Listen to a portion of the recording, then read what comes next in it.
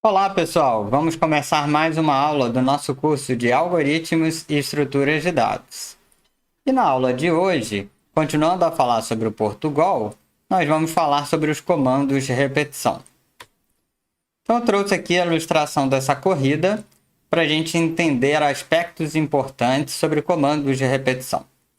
Então, vamos lá. A primeira parte importante ao aprendermos e estudarmos comandos de repetição é entendermos que do problema que a gente quer resolver, nós precisamos identificar quais as partes que se repetem e quais aquelas partes que não se repetem. Então, por exemplo, em uma corrida, a gente tem a largada, e a largada é uma coisa que ocorre apenas uma vez, então ela não se repete. Depois a gente tem as voltas, que a depender do número de voltas de uma corrida, pode se repetir várias vezes. Então a gente tem lap 1, lap 2 e lap 3, no nosso exemplo. E depois temos a bandeirada de finalização da corrida. Então a gente já pode ver aqui do nosso problema que a gente tem algumas partes que se repetem e outras partes que não se repetem.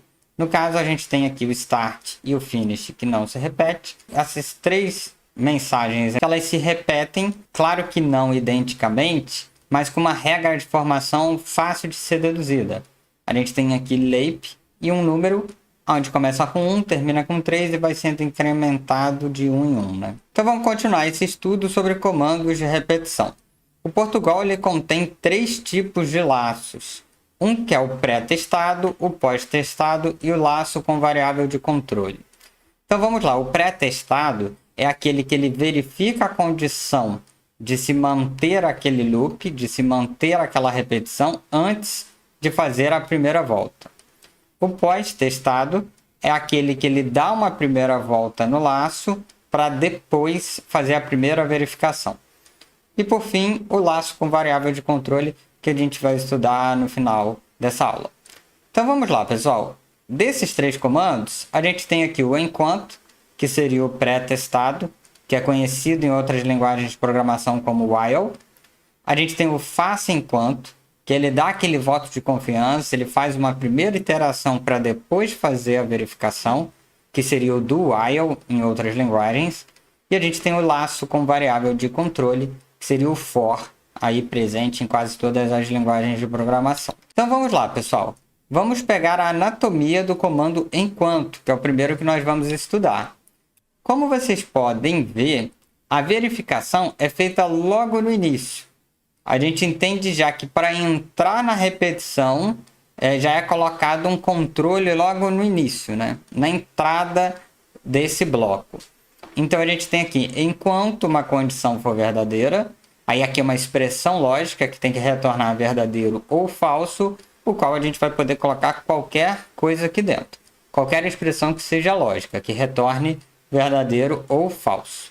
Então a característica marcante do comando enquanto é que a verificação é feita logo no início. Vamos pegar então aqui o nosso exemplo da corrida. Então, seguindo aquilo que eu tinha falado anteriormente, nós temos que olhar aqui que a parte do start e do finish não se repetem. Então, elas ficam fora do comando de repetição. Esse é um erro muito comum dos alunos que estão aprendendo programação, e em específico comandos de repetição, que é de tentar colocar a solução inteira do problema dentro do bloco de repetição. E não é por aí. O primeiro passo é identificar quais são aquelas partes que se repetem e quais as partes que não se repetem. E as partes que não se repetem devem ficar fora do comando de repetição. Então a gente tem aqui o start e o finish do lado de fora. Depois a gente tem que identificar da parte que se repetem, quantas vezes se repetem. Aqui são 3 vezes. E a primeira vez é chamada de 1. Então aqui eu já declaro uma variável inteira e começando com o valor 1. E depois qual que é a condição de permanência, né? Toda vez que esse programa entrar aqui no bloco, ele vai ter que verificar essa condição de permanência. A gente quer que isso ocorra enquanto i seja menor ou igual a 3. Então ele começa aqui com i igual a 1, ele entra aqui dentro. 1 é menor ou igual a 3? Sim. Então entra aqui, ele escreve lap 1 e quebra a linha. Aí aqui ele incrementa a variável i, ela vira 2. Aí ele volta para o início. 2 é menor ou igual a 3? Sim. Aí ele faz aqui lap 2, quebra-linha, que é o que está aqui, incrementa para 3. Depois ele vem assim, ó, 3 é menor ou igual a 3? Ele entra, vem, escreve, leip, 3 e quebra-linha. Depois ele vem aqui e bota incremento i, vira 4. Essa operação chega a ocorrer, só que aí ele termina o laço e volta para o início. 4 é menor ou igual a 3? Não. Então ele não entra aqui, ele volta aqui, pula e vem para o final, escreva finish.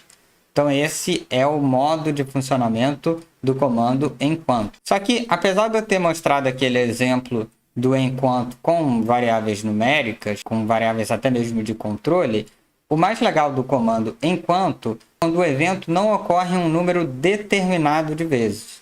Em geral, quando a condição de escolha se vai continuar ou não vem de algum fator externo, aqui nesse exemplo, a vontade do usuário. Então vamos lá, a gente cria uma variável aqui chamada parar, do tipo caractere, e coloca aqui parar com valor inicial igual a n, que seria parar igual não. Aí a gente coloca assim, enquanto o conteúdo da variável parar seja diferente de s maiúsculo, vai continuar essa repetição. Aí a gente imprime para o usuário assim, ó, escreva, deseja parar o laço? Sim ou não? E leia parar, só isso. O usuário vai digitar um valor, então ele vai entrar aqui a primeira vez, parar igual a n, e vai entrar aqui. Então, n é diferente de s? Sim. Então, vai entrar no laço. Vai imprimir assim, ó. Deseja parar o laço? Sim ou não? Aí, vamos simular que a gente digitou n. Aí, veio n aqui para a variável. Aí, ele veio, n é diferente de s? Sim. Aí, ele vai entrar no laço de novo e vai imprimir. E ele vai fazer isso inúmeras vezes. Enquanto você pode digitar qualquer letra aqui, que ele vai continuar rodando, girando esse laço. Enquanto o usuário não digitar o S maiúsculo, que vai ser a condição de parada desse laço. Então, em algum momento aqui, ele digita S e termina. Agora, pessoal, a gente pode também observar o funcionamento do comando faça enquanto. Qual é a principal diferença? A principal diferença, eles são muito parecidos. Mas a principal diferença é que o teste é feito depois. Seria como se a linguagem de programação desse um voto de confiança para que a primeira volta do laço ocorresse sem qualquer verificação.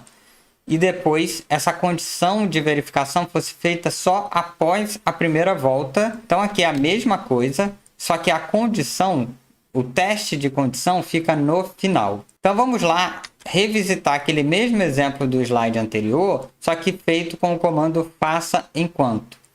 Qual que é a vantagem, pessoal? A gente não precisa atribuir um valor inicial para a variável parar, porque ela não vai ser testada agora no início. Fica até mais coerente com esse tipo de problema. Seria uma forma melhor. Então a gente tem aqui, escreva, deseja parar o laço, sim ou não?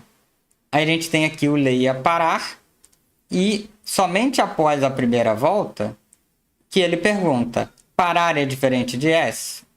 Então ele tem exatamente o mesmo modo de funcionamento do slide anterior, só que para esse problema, o faça enquanto é até mais adequado, porque tira a obrigação de você fazer uma atribuição inicial aqui. Agora notem que é sempre possível você resolver um determinado problema com qualquer um dos 3 comandos de laço, sendo que um pode ser mais recomendado ou menos recomendado para cada situação. Então aqui o enquanto versus o faça enquanto para o mesmo problema, a única diferença é que a gente não precisou ter essa atribuição aqui inicial, que ela poderia até estar aqui na mesma linha, não seria problema, e que a verificação aqui foi feita no início e no faça enquanto ela é feita no final. Perfeito, pessoal? Outra forma aqui mais divertida para vocês sempre se lembrarem. Aqui a gente tem 2 personagens dos desenhos animados. A gente tem aqui o Papaléguas e o Coiote.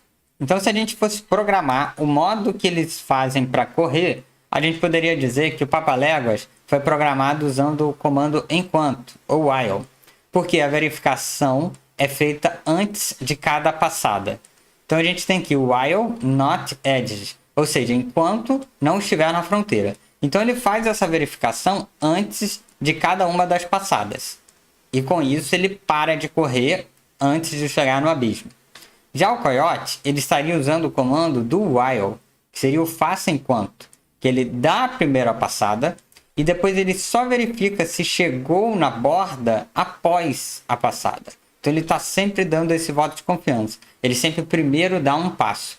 E esse um passo a mais que ele dá é o passo determinante para que ele sempre caia no abismo. Vocês podem usar essa ilustração para vocês se lembrarem qual a diferença do while ou do while, ou no caso de Portugal, do enquanto e do faça enquanto. Agora vamos para o comando para, que seria aquele comando que tem uma variável de controle. Esse aqui é o comando mais recomendado quando você conhece o número de iterações que vai acontecer e quanto você precisa de uma variável. Notem que nos exemplos anteriores que a gente fez com variáveis numéricas, nós criamos e fizemos os incrementos dessa variável de uma forma manual. O comando para, ele já foi feito para esse tipo de problema e ele já tem aqui 3 expressões as quais a gente vai entender aqui o significado dela. Então vamos lá. A gente tem primeiro o valor inicial do contador, que vai ser sempre uma atribuição. Então a gente vai pegar uma variável de controle, que a gente pode dar qualquer nome para ela, I, C, qualquer letra, qualquer palavra. Então a gente vai colocar ela recebendo primeiro o valor 1. O segundo parâmetro aqui do comando para é a condição de execução, ou a condição de permanência dentro desse laço. Então a gente vai fazer voltas desse laço enquanto a minha variável de contador seja menor ou igual a 10. E o terceiro parâmetro é o valor a ser incrementado a cada execução do laço ou a cada iteração. Então aqui C++ quer dizer que ele vai sendo incrementado, né, positivamente de uma em uma unidade. Então o que a gente tem aqui é que ele começa com 1, então ele faz, escreva 3 vezes o conteúdo da variável C, que é 1, igual a 1 vezes 3. Então ele vai ser impresso aqui 3 vezes 1 igual a 3. E na próxima volta, 3 vezes 2 igual a 6, 3 vezes 3 igual a 9. Então a gente pode ver aqui um programa muito simples para fazer a expressão da tabuada do número 3. Agora, se a gente for pensar em relação a esse programa aqui da tabuada, a gente pode fazer uma pequena melhoria nele? Sim, podemos. Essa pequena melhoria seria evitar essa linha aqui da declaração da variável C e colocar ela junto com a própria atribuição inicial. Então eu preferi não colocar isso aqui inicialmente para não confundir vocês. Mas uma vez que vocês já entenderam o comando para, vocês podem entender que essa atribuição inicial ela pode ser feita em conjunto com a declaração da variável. Assim a gente evita essa linha aqui fora do comando para. Vamos para exemplos que podem ficar mais fácil de vocês entenderem o funcionamento. Escreva um programa que imprima todos os números pares de 2 a 100. Então a primeira coisa que a gente tem que tentar entender aqui é qual seria uma boa regra de formação dos números pares. O que todo número par tem em comum? Que ele é divisível por 2 e por consequência então que ele é um múltiplo de 2. Então vamos lá. Se a gente quiser os números pares de 2 a 100, é só a gente pegar os múltiplos de 1 a 50, né? Então, se a gente colocar um laço com uma variável de controle C inteira, começando do 1 até menor ou igual a 50, incrementando de 1 em uma unidade, então a gente vai ter sempre multiplicado aqui por 2. Então, quanto C for igual a 1, vai imprimir 2. Quanto C for igual a 2, vai imprimir 4. Quanto C for igual a 3, vai imprimir 6. Quanto C for igual a 4, vai imprimir 8. E por aí vai. Então, quanto C for igual a 50, vai imprimir 100. E a gente vai alcançar aqui o objetivo que a gente queria. Outro exemplo legal, pessoal. Aqui a gente já vai avançar para um nível um pouquinho superior, que seria a gente usar um laço dentro do outro. Para tudo, professor. O que é isso? Então vamos tentar entender que algumas vezes a repetição ocorre, mas não só ocorre, como ocorre uma dentro da outra. Então vamos tentar entender esse problema aqui. A gente tem aqui um programa, o qual a gente quer imprimir essa pirâmide. Então essa pirâmide, a gente pode ver 2 repetições. A gente tem uma repetição primeiro, que a gente vê que ele imprime 7 linhas. Então a gente tem aqui, ó, uma linha, 2 linhas, 3 linhas, 4 linhas, 5 linhas, 6 linhas, 7 linhas. Só que se a gente apenas mandar imprimir as 7 asteriscos aqui, vai dar 1 em cada linha. Isso a gente já pode ter ideia como fazer. Acontece que a gente quer também que para cada linha ocorra um determinado número de repetições. Então, na primeira linha, esse evento se repete uma vez, aqui 2 vezes, aqui 3 vezes, aqui 4 vezes. Mas tudo bem, professor. Vamos dividir em partes. Então, vamos tentar, já que a gente vai ter 2 laços de repetição, vamos tentar definir o nosso primeiro laço de repetição. Então, vamos lá, pessoal. Às vezes, para a gente resolver um problema, a gente tem que dividir para conquistar. Então, vamos simplificar esse problema para um problema que a gente tenha que imprimir apenas um asterisco aqui por vez. Então, a gente pode fazer o seguinte comando para, né? A gente tem aqui para inteiro de i igual a 1 e recebe 1, enquanto i seja menor ou igual a 7, incrementando em uma unidade. O que a gente vai fazer? A gente vai colocar escreva, asterisco e pula linha. Então, com isso, ele vai fazer exatamente o que está aqui à esquerda. Ainda não é o que a gente quer, mas é uma aproximação do problema o qual a gente está tentando resolver. O próximo passo seria o que, então? Imprimir essas estrelinhas aqui adicionais.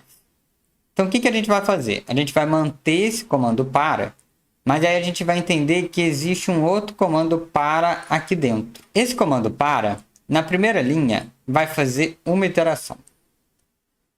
Na segunda linha, vai fazer 2 iterações. Na terceira linha, 3 iterações. Na quarta linha, 4 iterações. Então, vocês percebam que o número de iterações depende da linha que ele está. Então, esse laço que está do lado de dentro, que ele é feito para cada linha, o limite máximo de iterações que ele vai ter vai depender, na verdade, da linha que ele está. E qual é a variável que me diz a linha que está? É a variável i. Então, a gente tem aqui que na primeira linha, quando i é igual a 1, ele vai fazer assim, ó, um para de inteiro igual a j, enquanto j seja menor ou igual a 1. Então, ele vai do 1 até o 1. Quando ele der a segunda volta, o i aqui vai ser igual a 2. Então, o laço de dentro vai fazer assim, ó, de j igual a 1, enquanto j seja menor ou igual a 2. Então, ele vai fazer uma iteração. Depois, esse j vai valer a 2. 2 é menor ou igual a 2. Vai entrar de novo e vai fazer 2. Aí, ele vai pular a linha. Depois, ele vai para esse laço de fora de novo, i igual a 3, e vai fazer 3 asteriscos. O 4 com 4 asteriscos, até o 7 com 7 asteriscos. Então, esse aqui é um exemplo que vocês devem experimentar em casa e fazer dessa forma, fazer outras variações de pirâmides, onde vocês vão poder ver um laço ocorrendo dentro de outro laço. E esse tipo de estratégia é muito comum para se resolver problemas, como, por exemplo, operações entre matrizes. Então, vamos lá, pessoal, aos nossos exercícios de fixação. Então, escreva um programa que imprima números ímpares de 1 a 99. Então, esse aqui, ó, muito fácil. Eu já mostrei para vocês a regra de formação de números pares. Então, basta vocês obterem uma regra de formação de números ímpares, que é muito simples. Depois, a gente tem aqui. Vocês vão fazer isso usando o comando enquanto, vão fazer isso usando o comando faça enquanto, e vão fazer isso usando o comando para. Depois, vocês vão fazer, escreva um programa que imprima as tabuadas de 1 a 10. Dica: você deve usar um laço dentro de outro laço, ambos com 10 repetições. Então, para imprimir a tabuada do número 1, bastaria ter um laço. Mas você quer imprimir 10 tabuadas diferentes e cada tabuada dessa com 10 linhas. Então, vocês já podem ver aqui que é um problema clássico de você ter um laço dentro de outro laço. E depois aqui fica como um desafio. Esse aqui é um exemplo, tipo de exemplo muito comum, né? A gente já fez uma pirâmide simples e aqui seria uma pirâmide simétrica. Então, é um exemplo também muito legal que vocês podem fazer. E a dica que eu dou é que, além de imprimir asterisco, aqui vocês vão ter que imprimir espaço. E a quantidade de espaços começa grande e vai diminuindo. Então, tentem observar aqui qual que é a regra de formação também.